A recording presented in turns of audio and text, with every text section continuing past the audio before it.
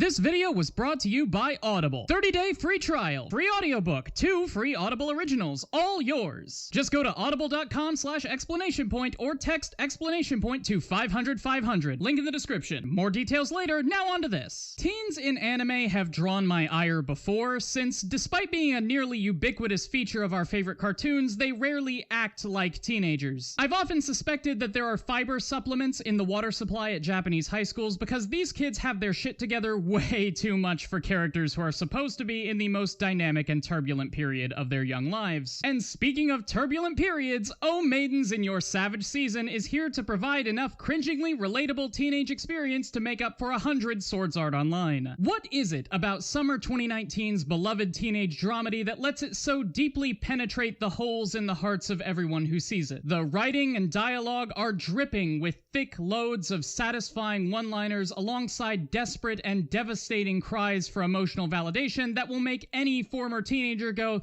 been there. But as well done as the dialogue is, what really turns me on to O Maidens is the scene composition. From toe to tip, Studio Les Deuce worked their staff dry to come up with a series of meaty visual metaphors, blocking choices, symbolic backpacks, and sight gags designed to lubricate the imagination and stimulate the analytic minds of those who are just in it to laugh at the cringy high school girls. But the problem is that it performs so well and keeps such good rhythm that all 12 episodes are fully stuffed with things to analyze, and if I were to try to make a video spreading out the series and thoroughly probing each scene for its sweet symbolic juices, that video would be more length than girth, and I prefer my videos to have some substantial filling. Thankfully, I'm god-danged explanation point, and I don't need 12 episodes to satisfy my devotees. I only need one frame. This frame, specifically. This single frame of animation from near the end of the first episode, where Kazusa walks in on her childhood friend Izumi making the bald man cry, pretty much includes every common visual motif that the series uses to punctuate its conversation about sex and adolescence, so I thought it'd be a fun challenge to write a whole video over just that. Without further ado, let's get down to business. Kazusa standing stage right with a Tupperware container full of squash. Izumi seated stage left looking up with an expression that outwardly reads as, "Oh, sup Kazusa," but betrays a deeper sense of, "Oh god damn." From the blocking of the scene, the way the characters are positioned on screen, a dynamic is established. Kazusa has invaded Izumi's space. He is the one seated, comfortably dressed in a t-shirt and a t-shirt, caught white-handed listening to The Woman on the Bus at audible.com/explanation point. Link in the description. The state of his room suggests that he was not expecting an envoy to his domain, and now he has to scramble to put together an appropriate diplomatic reception. Kazusa, on the other hand, is standing straight, dressed casually but presentably, and realizing that she has probed too deep and discovered unthinkable truths like the protagonist of Lovecraft's At the Mountains of Madness audiobook, available at audible.com/explanation point. Link in the description. Kazusa is in the middle of realizing that her post-pubescent body has thrust her onto a train with no brakes. She wants to hold on to the sexual ignorance and simplicity of her childhood to the point where she denies her own sexuality and wants the world to deny with her. Izumi, whom Kazusa has always believed to be on the same page as her, has this for a Google search history and is ready to start getting his feet and other parts wet in the world of sexual auto-experimentation. And now, with no chance to prepare or brace herself, Kazusa's image of her lifelong friend has been dashed upon the stones like a Babylonian infant in the Book of Psalms. The most important part of this scene in terms of visual metaphor is the literal dividing line that is drawn between Kazusa and Izumi. Her saucy experiences in the literature club might have been what caused Kazusa's brain to start the hormones a-flowing, but it's her fear that she is losing touch with Izumi and that the adult world at large is going to leave her behind that eventually results in her total breakdown. The fact that the barrier between them is composed by the posts of Izumi's bed, the sexy furniture, only makes this more apparent. Then, once the barrier is established, look at the state of the room on either side of it. Izumi is tucked away in his own comfy little hovel under the bed, where scary monsters always lurk, surrounded by boxes and shelves and snacks, making eye contact during to assert dominance. Despite being literally caught with his pants down, Kazusa is the one who is out in the open, defenseless, with nothing around her, forced to accept this bullet to the uterus that comes from the realization that her sweet neighbor child boy likes watching women get nailed on buses, specifically buses. All of this happening while she stands bearing a gift of split gourds, which is absolutely tragilarious considering what we learn earlier in the episode about those two particular kanji. But while Izumi's self-love shack contains most of the clutter of the room, Kazusa's emotional shooting gallery has two very thematically important objects in it. First is this poster featuring a train and, if my Twitter followers are to be believed, the words "Rasto spato arigato," translating to "last spurt,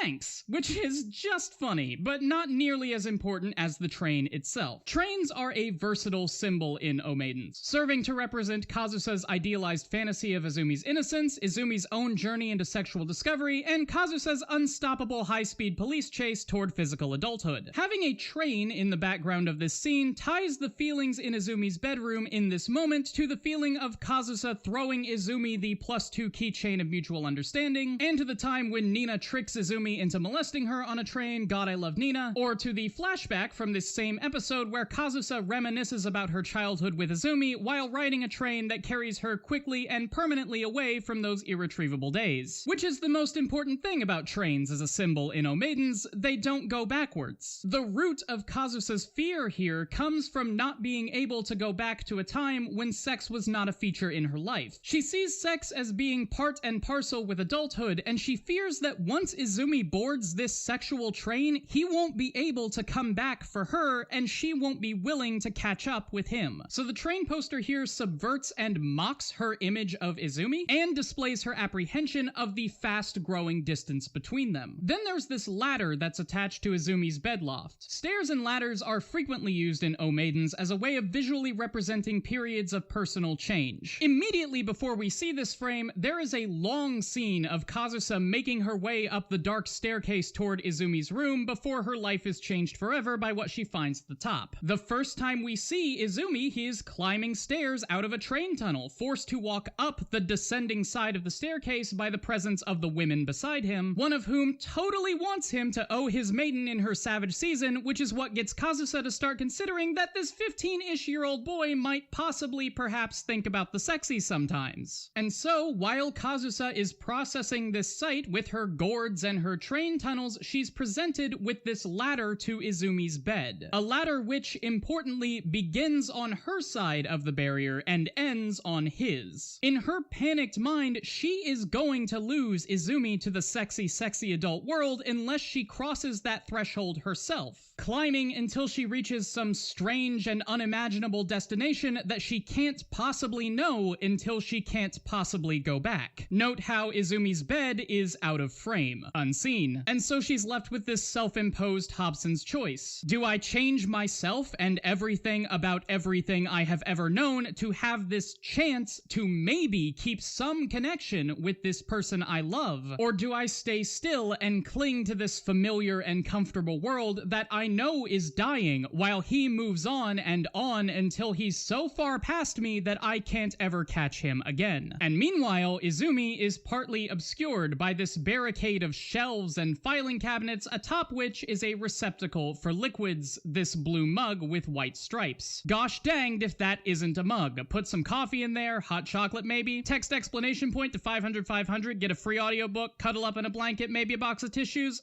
Good stuff. Love that mug. There's a lot of stuff in this frame that I could talk about regarding color, but most of it requires enough setup and establishing evidence that I don't think I could really call this a one-frame analysis anymore if I went into it, so I'm gonna skip this very prominent backpack entirely and focus on this desk lamp, which is shining right on Izumi's crotch purely because he needs more light to jerk it and not for any symbolic reason whatsoever. The color white, specifically white light, is used in O Maidens as a symbol of revelation, oppression, purity, adulthood, and the past. The first shot of the series is this white paper with the kanji for purity written in black ink as the nigh albino Niga Sugawara, God I Love Nina, reads the phrase, "Her skin was pale white," before cutting to the interior of the literature club, which is nearly washed out by the atomic blast of diffuse whiteness that somehow shines from every angle despite there being only one window in the room. As the power of reading drives our curious quintet down the path of lasciviousness, the bright light suggests clarity or inspiration when in reality each of them is more confused than they have ever been. That same light is present in Izumi's room, directing Kazusa's attention until she can only focus on this single, all-consuming aspect of the very complicated human being who has been her friend for over a decade. It's a perversion of Kazusa's desire for simplicity, where the lamp tells her that her next step in life should be obvious, but she wants to go literally anywhere else. And when she decides that she can't deal with this and tries to run away, the world outside Izumi's room is filled with vagina-shaped meat snacks and wiggling eel gardens and Big Wang's Chinese restaurants. And she winds up doubled over, sobbing that she wants to improve at the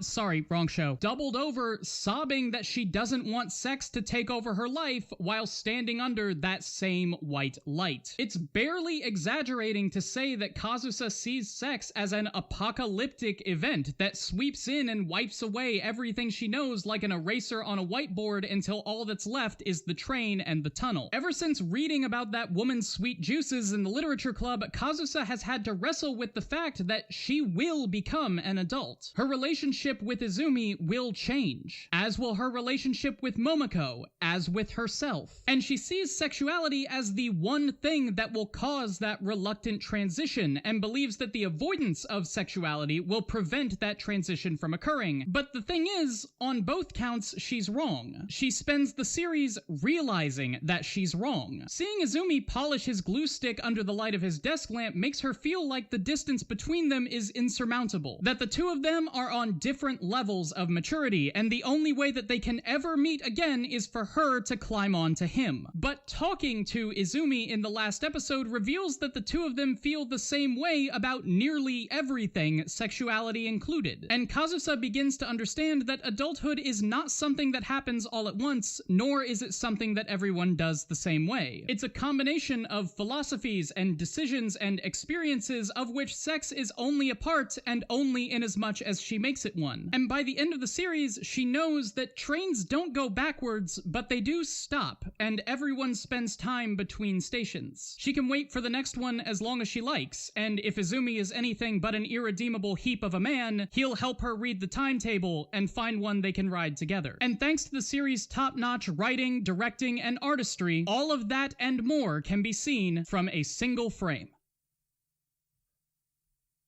When the library at Alexandria burned, it is said that humanity's progress was set back thousands of years. Well, now you can experience the sum total of all human knowledge in the palm of your hand without even knowing how to read. Audible is the world's leading provider of audiobooks, with countless titles of any genre under the sun, fiction and non-fiction. Go to audible.com/explanation point or text explanation point to 500 to get a 30-day free trial, which comes with a single free audiobook of your choice, literally anything, and 2 free Audible originals that you can't get anywhere else. All that every single month, including your free trial month, yours forever. Link in the description. I don't know what you plan on getting, but personally, I got An Absolutely Remarkable Thing. An Absolutely Remarkable Thing by Hank Green is a weird and thrilling story about being a young adult in the age of social media when samurai transformer robot statues named Carl are taking over the world. It's poignant and scary and brilliantly narrated by Kristen C., who just is April. Probably the best thing that Hank Green has made since Oren Green. Good stuff. Thank you, Audible, for sponsoring this video.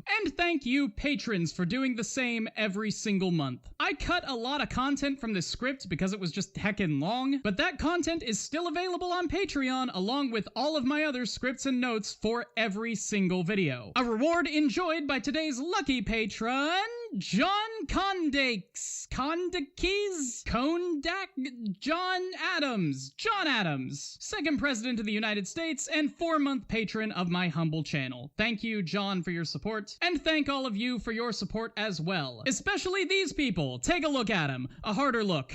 A harder look. A harder look. There we go, that'll do. All of you, thank you, really. All of you viewers, thank you. If you want more X-Point content, you can follow me on Twitter at X.140, check out my gaming channel Questing Mark, or watch our weekly Patreon game nights right here on this channel. But enough of that. Thank you all for watching, I hope you all enjoyed it. Remember to do all the YouTube stuff, like, comment, subscribe, ring the bell, audible.com/explanation point, link in the description, text explanation point to 500, and until next time, this has been Explanation Point signing out from my mother's basement.